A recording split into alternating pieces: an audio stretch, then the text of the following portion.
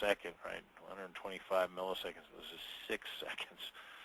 So, we're talking about an order of magnitude type of swing indeed there. So this is the kind of cross-checking that we're able to do, really, really fine-grained cross-checking.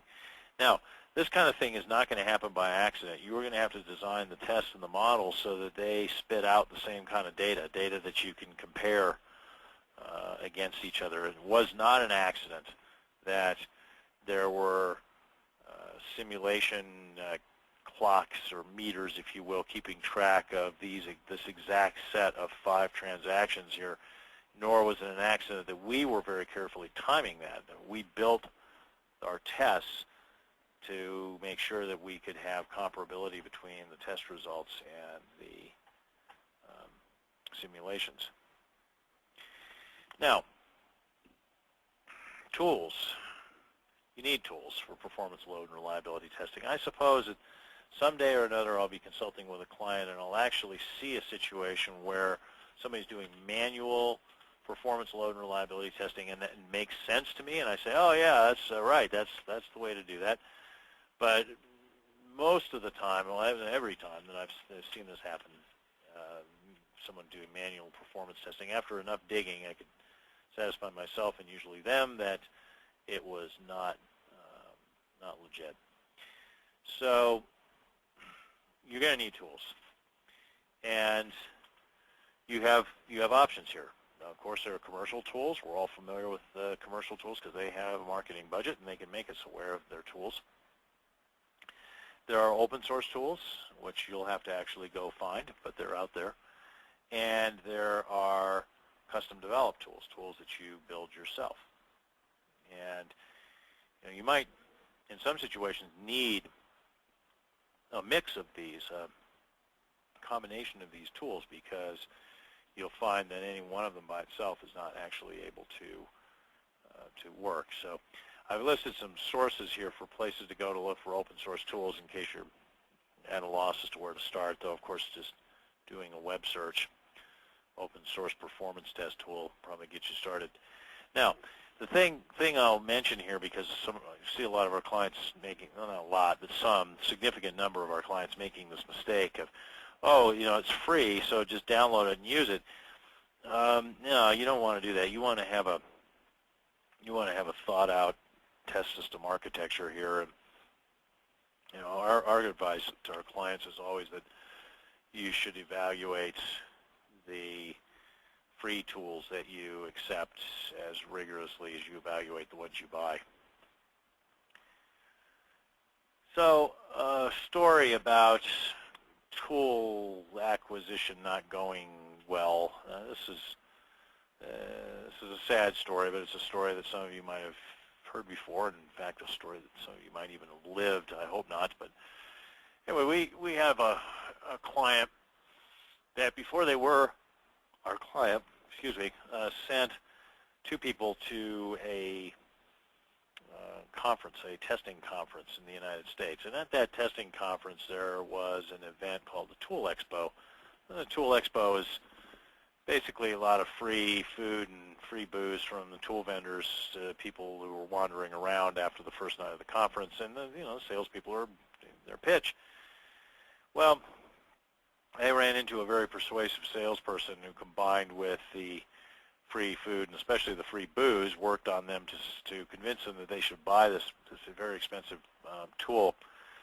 And then when they got back to the office, they realized that the tool wasn't enough by itself. They actually needed somebody to write the tests, and so they hired a consultant through the same company.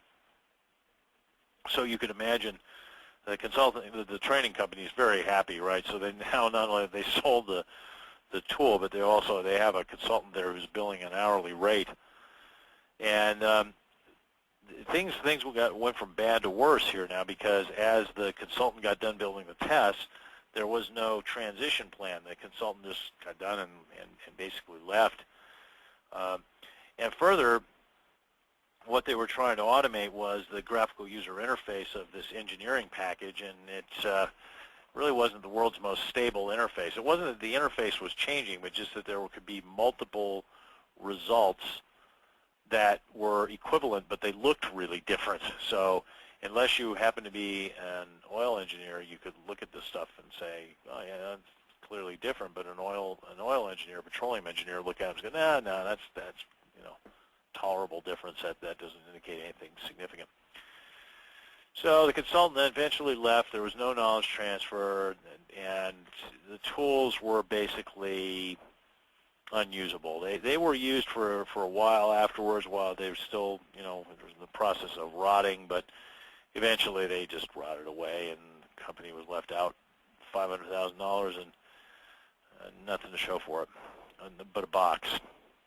They did have a box on the shelf.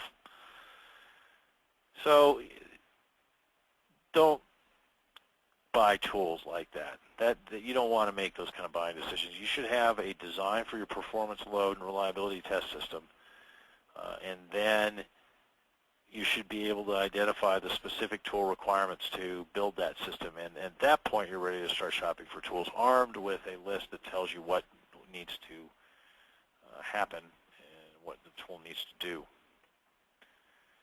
So as a counterexample of that, on the interactive voice response server project, we had a fairly compact set of tools that cost a whole lot less than $500,000.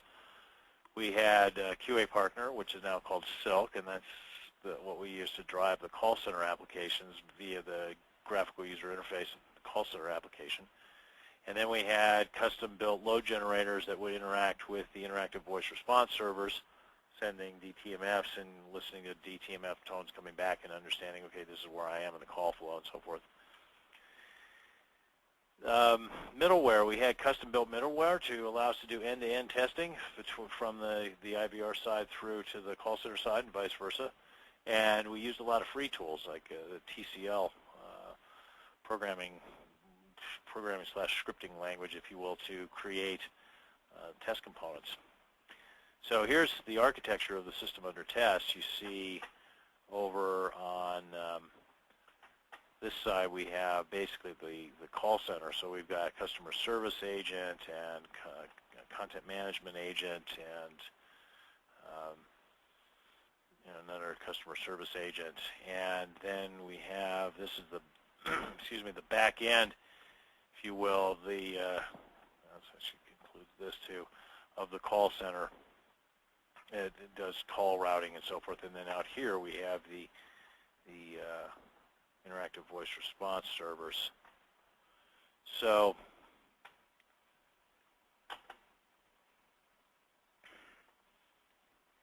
to test that, we've got QA Partner, and it's set up to allow us to kind of interact with these guys here through their GUI. And we've got our load generators that are able to drive load in through here. And it's not just driving load, it really is interacting. I mean, it's the ability to tell when something has happened so they can figure out what's gone on and make intelligent decisions. And then what we can do is the load generator, which really actually is a test tool, not just generator of load, it actually is able to do intelligent testing, is able to drive stuff all the way through to a particular desktop. So it can make things happen. Now, if you do make something happen, you need to be able to go over there and say, hey, did that thing I want happen? And that's where the middleware came in, because the middleware would allow us to reach around back here and go, yep, we saw it on the screen, a little yellow dot, or nope, no yellow dot. So you see there's a real mix of the commercial and the open source and the custom built here. Okay, last lesson.